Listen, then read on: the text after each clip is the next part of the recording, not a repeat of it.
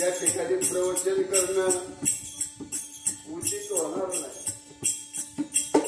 आपण सर्व आपल्या सद्गुरूचे दास आहोत. आत्मज्ञान जाणणारे गणपत बाबा हे स्वतः म्हणतात दास गणपती म्हणजे आमचा गुरु घरचा ठाव. अनेक पदामध्ये बाबांचं वर्णन आहे. त्यांनी आपल्या गुरुसाठी शुद्ध मुनी गुरु भीमराव मुनी आहे पण शुद्ध शुद्ध याचा अर्थ करतो ना. याच्यामध्ये शुद्ध सत्व गुणी भीमराव ज्ञानाचा ठाव दाखवी आम्हाला गणपती करी करी लागे चढतात. बाबांचं जर वर्णन आपण पदामध्ये जर पाहिलं तर किती महान विभूती असो मुंगी होऊन साखर खाय अशा पद्धतीचं वर्तन बाबांचं साधी राहणे उच्च विचार करणे कुठलंही शिक्षण नाही गुरु वळणे हीच त्यांची शाळा. आणि या सावकार बाबाच्या या भूमीमध्ये पुढे वळता वळता दत्त प्रगट केले. तिथं हनुमानाची मूर्ती पण या मूर्तीला दत्त सावकार बाबा असं नाव मिळालं. येणारा कोणी शंका सुद्धा काढली नाही. आणि हनुमानाचं मंदिर हे दत्त सावकार कसं काय झालं ते गणपत बाबांनी केलं. प्रत्येक दत्ताला प्रगट केलं आणि तिथून पुढे हे दत्त सावकार असं नाव पडलं. त्याच्या अगोदर हे सावकार वडगाव याला काहीतरी भिकारी वडगाव असं काहीतरी नाव होतं. हा ते नेपाळी वडगाव तुमच्या तिकडे येत होतं काय? हा एवढा इतिहास मला माहिती. तर हे महात्म्य जगामध्ये सर्व माझं आहे असं ख्याती टोक सांगणारे गणपत बाबा आणि त्यांचं हे मूळ स्थान या स्थानावर आलं तर आपलं जीवन निश्चित सार्थकी लागतो. या अनुभवाचे मूळ सांगतो. तेव्हा आपल्या बाबांच्या या सर्व कार्यामुळे हनुमान जयंतीला या ठिकाणी पारक पदाला इतका मान आहे की सुरुवातीपासून शेवटपर्यंत इथले ग्रामस्थ सर्वजण मोठं सहकार्य करतात आणि त्यांच्या बळाला पण मोठे आपण तर बारीक आहोत पण हा मान त्यांच्यामुळे पूर्ण महाराष्ट्राभर मिळालेला आहे. आपण काय फार विद्वान आहोत ज्ञानी आहोत असला प्रकार नाही पण महाराष्ट्रामध्ये रोज गणपत बाबांचं सावकार बाबांचं आणि कोदाराम गुरुजींचं नाव रोज निघतं. रोज इकडे भरपूर फड आहे गलगी आहे तुरा आहे. सामना देणारे माझे सारे शिष्यमंडळी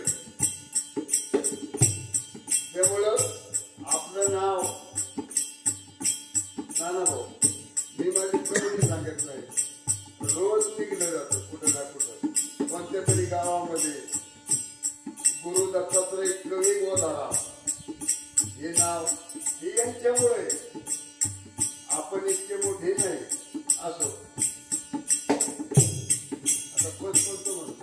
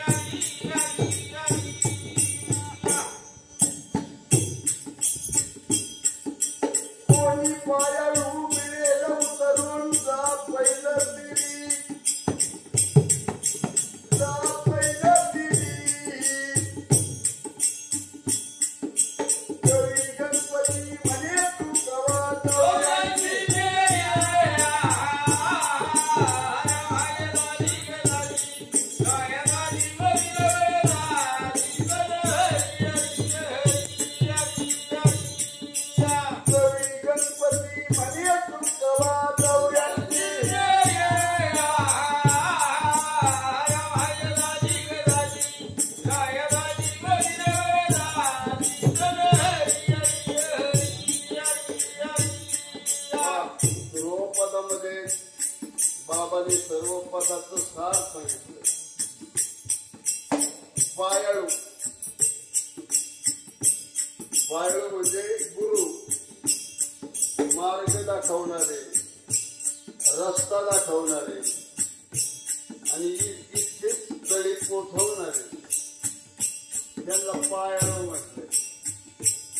मग आपण माणसाच्या जन्माला आलो. सर्व जन्मामध्ये, सर्व प्राण्यामध्ये, सर्व जीवामध्ये सर्वश्रेष्ठ जीव हा माणूस. माणूस स्वयंपूर्ण आहे.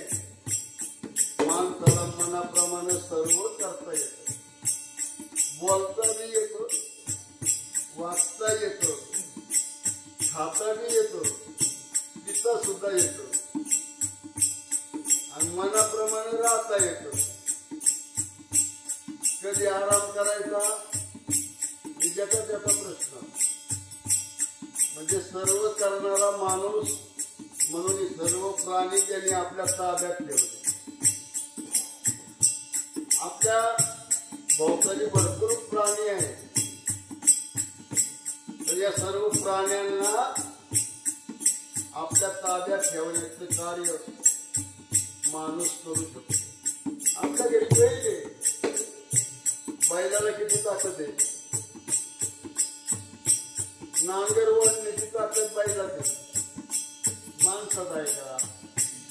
नाही. बुद्धी चातुर्यानं माणसानं एवढ्या मोठ्या बैलांना आपल्या ताब्यात घेतलं. त्यांना कसं वळवायचं याच्यासाठी हातामध्ये कासरा घेतला. ह्या बाजूला वळवायचं का ह्या बाजूला वळवायचं, तर सरळ यायचं. माणसाच्या सुचनेप्रमाणे प्राणी काम करतात. सर्कशीमध्ये सुद्धा वाघ, सिंह आहे ना, हे सुद्धा माणसानं हाताळून जाते. म्हणजे सर्वश्रेष्ठ मानव. आणि ज्याला आपण ईश्वर प्राप्ती म्हणतो, ज्याला देव मिळवणं म्हणतो, तो फक्त मानवच करू शकतो. बाकीच्या प्राण्यांना देव मिळवता येत नाही, कारण त्यांना तेवढं ज्ञान नाही, तेवढं अज्ञान त्यांच्याकडे आहे. आणि मला मित्र बाबा म्हणतात, कोणी पायाळू मिळेल मिळवा, उतरून जा पहिलं तेरे. भवसागर आहे ना, भवसागर करून जाणं सोपी गोष्ट नाही. आपल्याला साधा प्रपंचामध्ये सुद्धा आपण तरुण जात नाही. मग हा भवसागर तरुण जायचा फार अवघड आहे. आणि त्याच्यासाठी बाबा म्हणतात, कोणी पायाळू मिळेल उतरून जा पहिलं तेरे. कवी गणपती म्हणे चुकवा 84 फेरी. आता हे 84 लक्ष येऊन फिरायचा जो कुटाणा आहे किंवा परिश्रम आहे, ते चुकवण्यासाठी पायाळूच्या चरणाला लागा आणि आपल्या जन्माचं सार्थक करून घ्या. सरळ साधा अर्थ आहे. ध्रुवपदावर धान्य गुरुजी एकटाच म्हणतो. तुम्ही म्हणाल गुरुजी काहीतरी हे करता, पण निवड ध्रुवपदावर एकटाच बोलू शकतो. आणि माझा रोजचा काम आहे. माझ्यापुढे वही नसते किंवा कोणी सांगायला माणूस नसतो माझ्याकडे. पण एक पण 3-3 तास नेतो. सुरुवातीला क्रियेमध्ये आम्हाला उभं राहून देत नव्हतं. सप्तापासून तर सप्त्यामध्ये तुमचुनीला पाहिलं का आम्हाला पिटाळून लावायचं. हो मागं म्हण तुमचं काम नाही. म्हणजे असं का करता मी माणसं. मी 1 महिनाभर विचार करा. वाईट माणसं नाही. आणि मग मी असं निरीक्षण केलं की यांना फक्त काय पाहिजे, तुकोबा महाराज, ज्ञानेश्वर महाराज यांचं काही बोललं किंवा गायलं तर चालत आहे म्हणून. मग मी काय केलं, एक पोथी मिळवली हरिविजय, आणि प्रत्येक अध्यायावर मी पद तयार केली, संस्थावर तयार केली. आणि मग ती संस्थावर प्रत्येक ठिकाणी गायला लागलो. लोक ते ऐकायचे म्हणजे अहो हे भजनाप्रमाणे यायचं. आमच्या वडगावामध्ये एक गणपत पवार म्हणून शेतकरी होते, पटका वगैरे बांधायचे, प्रत्येक कार्यक्रमाला हजर राहायचे. जवळ दैठण्याला गेलो, आमच्या बरोबर पायी चालत यायचे, भांडगावला यायचे, बाळवणीला यायचे, खाली खणगाव पर्यंत, येणगाव पर्यंत. पुढे काय झालं, ते स्वर्गवासी झाले. आता त्यांच्या घरातल्या माणसांना माहिती की आपले गणाप्पा गुरुजी बरोबर कार्यक्रमाला जातात, ऐकत या, एवढं जागा द्या. आता बाबा गेले, आता मग बाबाच्या पुढं गुरुजीलाच आपण जे गायला लावू. त्यांच्या मैत्री पुढे आम्ही गायन करीत करीत ते अंत्यविधी झाला. सावडायच्या कार्यक्रमाला बी आम्ही हजर होतो. तेवढं प्रेम होतं. आपलं जो ऐकतो त्याच्यावर आपलं प्रेम आपोआप जडत. त्यांची मुलं काय म्हणली, गोदाराम गुरुजी, कारण वडगावला प्रत्येक माणूस मला गोदाराम गुरुजी म्हणून, बारीक पोरं सुद्धा म्हणतात, म्हणजे शेवटाला आलेली माणसं सुद्धा आदराने गोदाराम गुरुजी म्हणतात. म्हणजे गोदाराम गुरुजी तुम्हाला 10व्याचा सुद्धा कार्यक्रम करावा लागेल.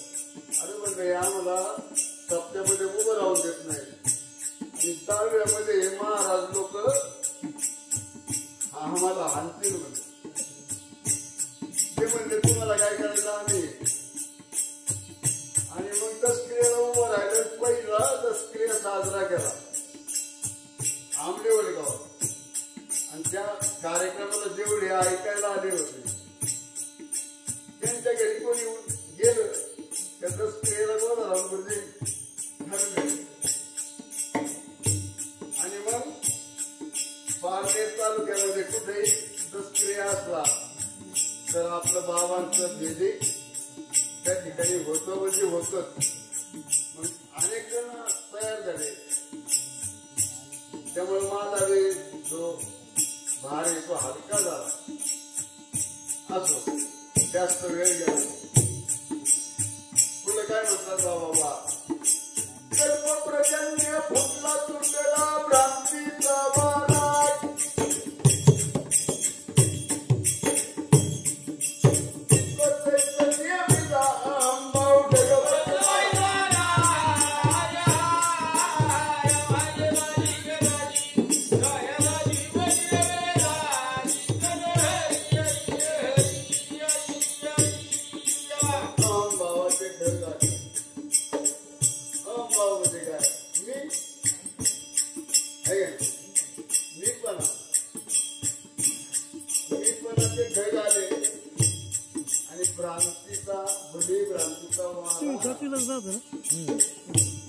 वाऱ्याबरोबर आलेले भावाचे ढग पाऊस पडायला लागला. पण ते कल्पनेचा पाऊस पडला. तर कल्पना कशी, बाबाने म्हणले कल्पना फिरेकर गेला. आपण सर्वसामान्य माणसं पण मनातली मनात कल्पना करतो, मी असा करे, मी असा होईल, मी कसा होईल, ही त्याची कल्पना. पण प्रत्यक्षात कल्पना पूर्ण होती का? तुम्ही आम्ही शेतकरी मंडळी आहोत. यावर्षी लई पाऊस पडत, मी आमचं करीन, आमचं पीक करीन, तमचं करीन. आणि परिस्थिती काय होते, पाऊसच पडत नाही. 10 पोते व्हायचे पाहिल्या सुद्धा होत नाही. कल्पना पूर्ण झाली, आनंद झाला का दुःख झालं? दुःख झालं. तेव्हा एक कल्पनेचा पाऊस पडतोय. कल्प प्रजन्य फुटला तुटेला भ्रांतीचा वारा, चित्त चैतन्य विदा अंबावून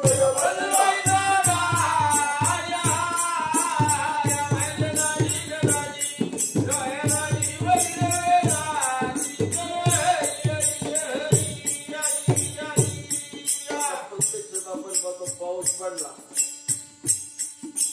गल्लीमध्ये पाणी व्हायला लागतं. ते गल्लीचं पाणी किंवा गावाच्या बाहेर निघालं का वड्याला मिळतं. वड्याला कोण येतो, अनेक वडे एकत्र येतात, त्याची नदी तयार होते. आता ही नदी कोणती? बा माया नदी अवतर प्रपंच पुर आला दगडाय, पुर आला दगडाय, खुली वासनाला चौकडी मनी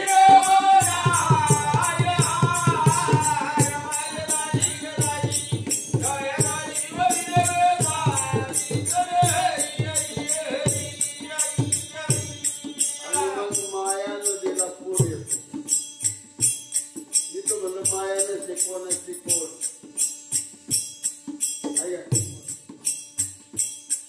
मायाबली बाजून दिली काळ गणेशच्या काळ. माया कोणालाच पुढे येऊ देत नाही. ज्ञानी माणसाने जरी पुढे जायचं ठरवलं तर माया त्याला मागं ओढते. आणि मग या माया नदीच्या पुरामध्ये वासनेच्या लाटा वासना कशी, वासना काय करेल सांगता येत नाही.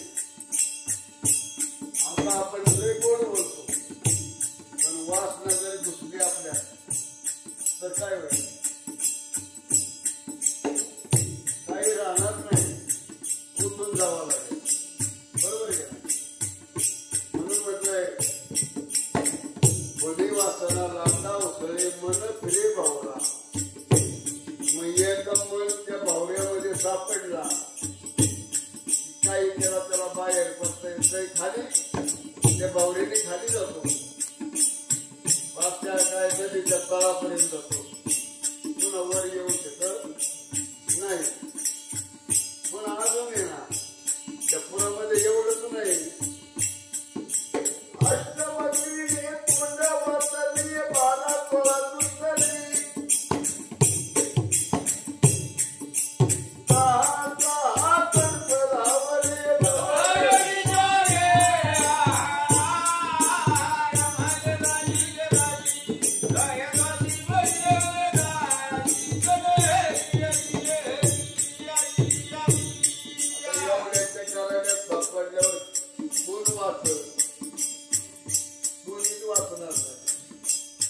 आणि शेवटी लयाला जाईल. म्हणून बाबा म्हणतात कोण पायळ भूमी हेला उतरून जात पैसे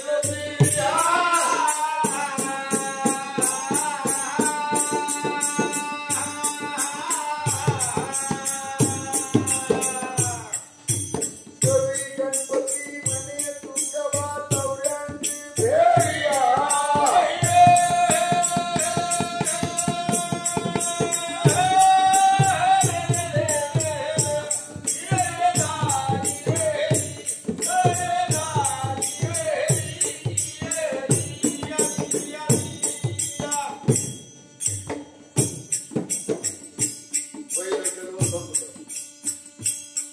आता दुसऱ्या कडव्यामध्ये चौऱ्याऐंशी लक्ष योनी कशी चुकवायची, याच्यासाठी काय सद्गुरु पायाळू सांगल्या भला गुण गंभीर.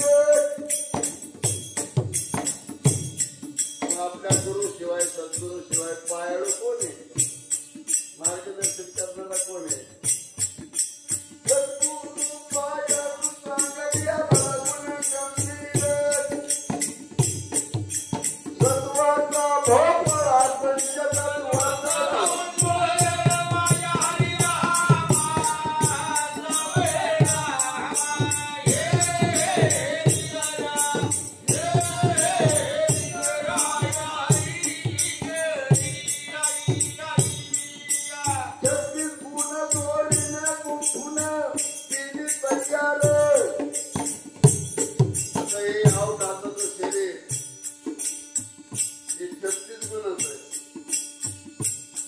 त्याचं विश्लेषण तुम्ही जर ठिकाणी ऐकता ते सांगत बसत नाही समोर कपुड काय बोलावं आहे का म्हणून म्हटलंय ही सांगणे आव घाताचं शरीर हे कसं तयार झालं याचं ज्ञान सद्गुरू देतात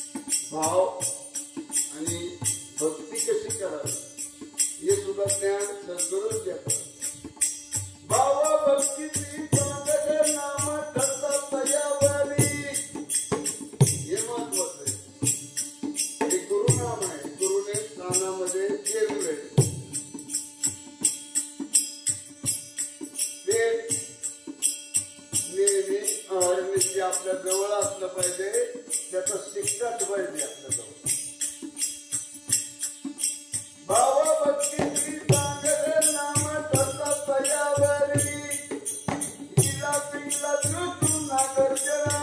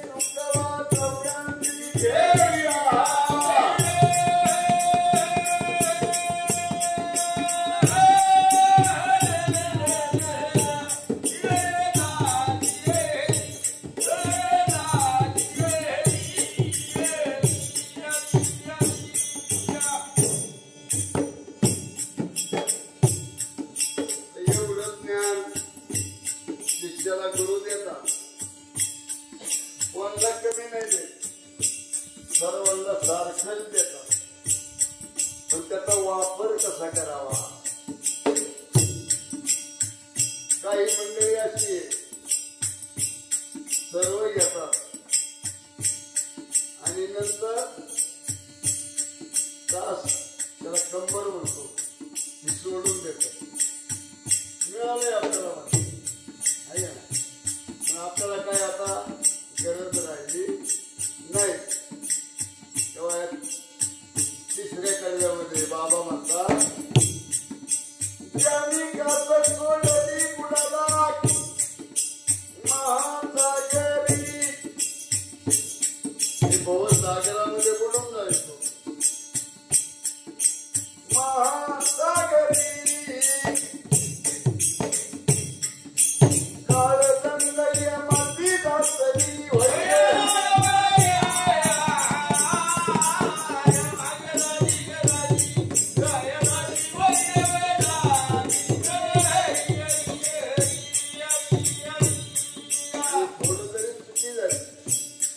काळदंड देतो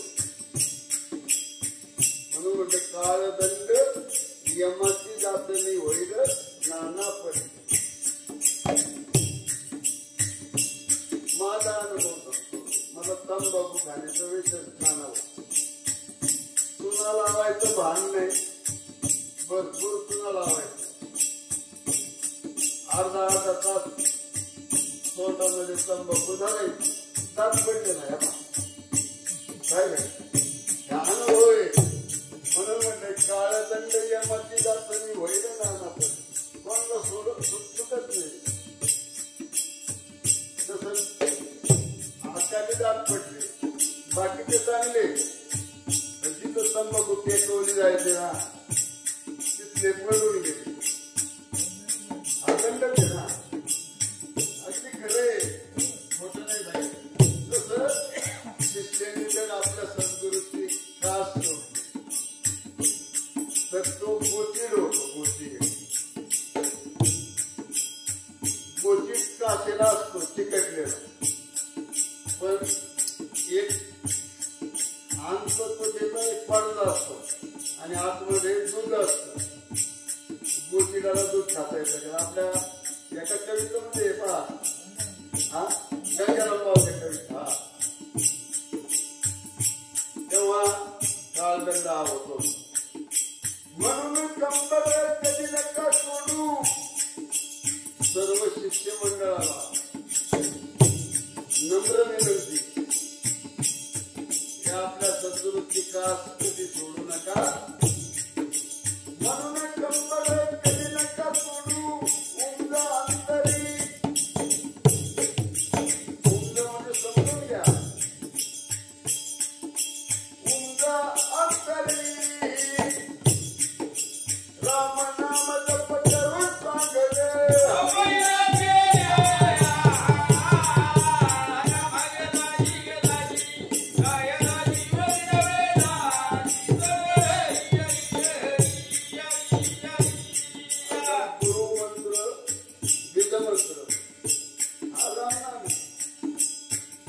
सांप्रदायिक लोक याचा वेगळा अर्थ करतात.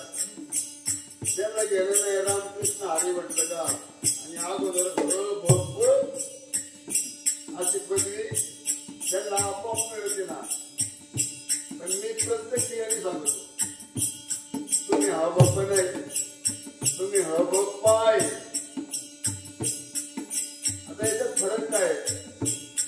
ह बप्प म्हणजे हरिभक्त परायण. बाबाने म्हणले परे होऊन परता त्या होऊन वरता पर पुरुष बाई पाहिजे. पण हे पाय पा म्हणजे पारायण करतात. केवळ वाचायचं, वर काही जाऊ द्यायचं नाही. फक्त शून्य बोलायचंच नाही आणि मेघपर्यंत जाऊनच द्यायचं नाही. केवळ पारायण करायचं. आणि उद्यातून काय लक्षात राहिलो, एका दिवसामध्ये जर एक मोठा ग्रंथ वाचायचा, केवळ वाचायचा धावायचं पळायचं. आतमध्ये काही नाही. दगडावर किती पाणी टाकलं तर आतमध्ये थोडं सुद्धा ओलं होत नाही. वगैरे तशी गंमत आहे. मी अगदी म्हणजे कोणाला घाबरता बोलतो, तुम्ही हवं आहे हवं नाही. हवं पण आमच्या आत्मज्ञानी गणपती बाबा झाले ते खरे हवं आहे. आणि आता जे तुम्ही कंबर बांधताना आणि जे वाद आणला होता हे हवा पाच लक्ष पा आणि प तिच्यात एवढा फरक आहे. आणि म्हणून इथं म्हटलंय, कधी नका सोडू. उमदा अंतरी राम नाम जप करून सांगले.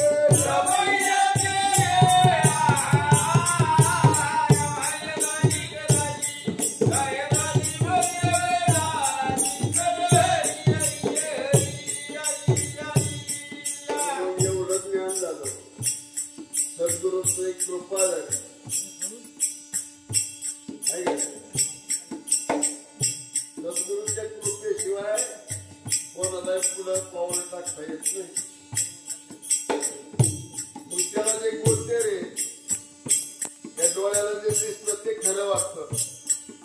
पण जे अगोदर आहे त्याला अव्यक्त म्हणतो आपण, अव्यक्त.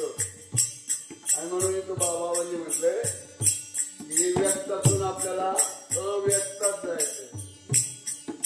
व्यक्त अव्यक्ताची भेटता बसलेला हारी.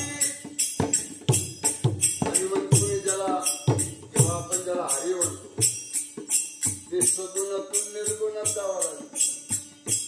त्यावेळेला ते निराकार निर्गुण जे स्वरूप आहे ते पाहायला मिळत. मी तसेच म्हटलंय व्यक्त अव्यक्ताची भेटता बसलेला हारी. आणि एकदा हरी सापडला मग अवघे ब्रह्मरूप दोन वैदिक कोणी मोर नाही राहिला, काळजी नाही राहिली. म्हणून म्हटलंय व्यक्त अव्यक्ताची भेटता बसलेला हारी. अवघे ब्रह्मरूप नरतो.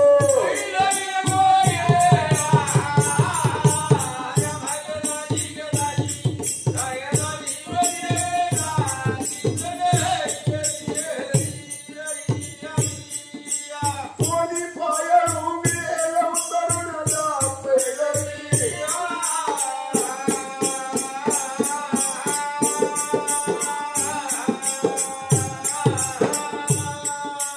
कवी गणपती बने तुकवा गौऱ्यांची भेया.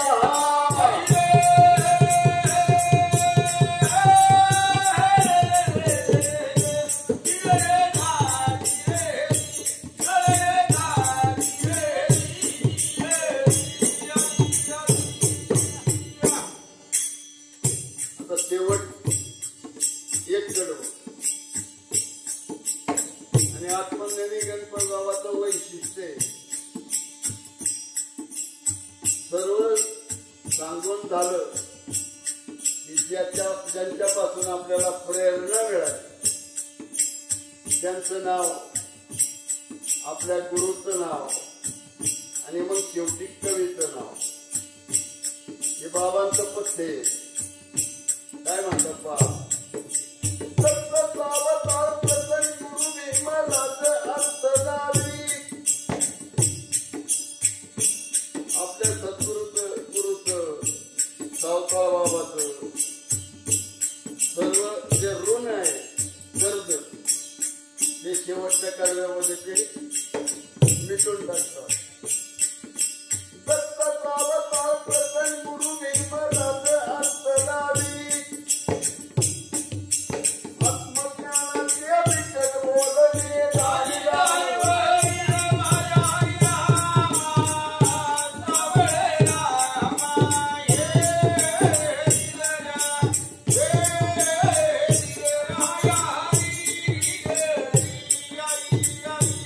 आत्मज्ञान बोलणं काय एवढं सोपं आहे का?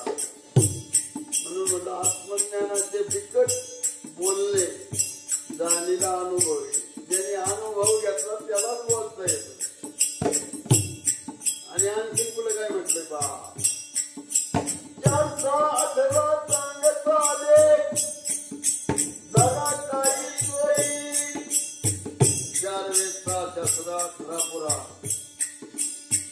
याच्यामध्ये हेच सांगितलंय व ईश्वराकडे जायचा मार्ग काय. म्हणून म्हटलं जरा काही सोयी. राम नाम तारक मंत्र हरीचा.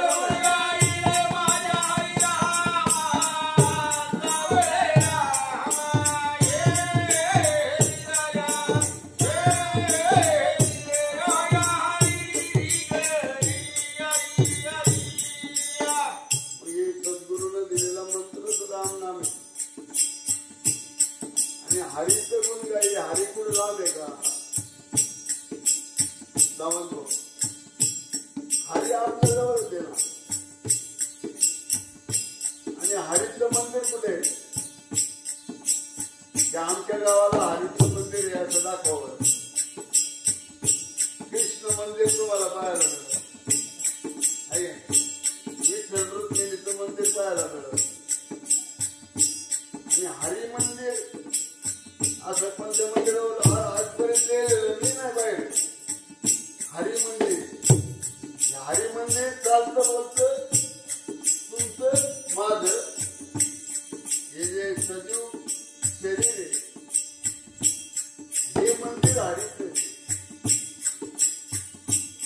आणि मग या मंदिरातल्या हरीला ओळखायचं नाही.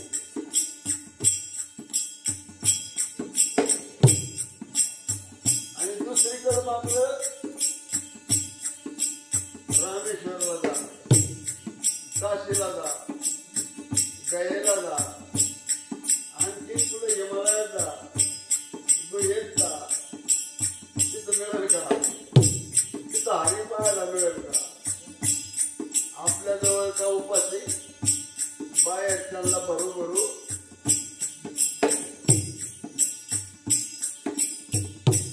वाढायचं.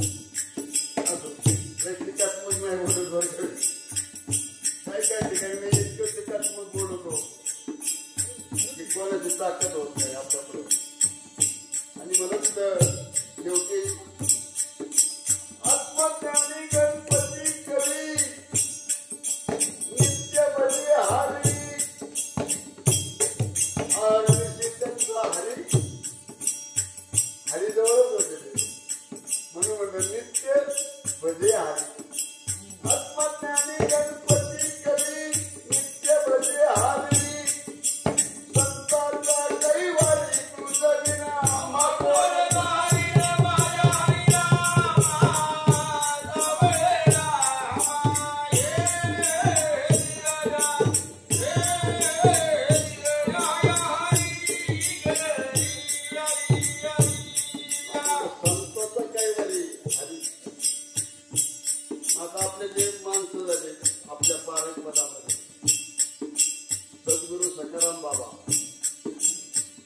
सद्गुरू हरिदास महाराज, सद्गुरू दत्तात्रय महाराज, आणखी बरेच सद्गुरू गादी उठवलेली माणसं आहेत. ते सारे संतच आहेत. त्यांचा काय वेळी येतो. आणि तुझ्याशिवाय आम्हाला कोणता नाही. आम्ही सर्वसामान्य माणसं आहोत. संतांचा कैवारी तुझ विना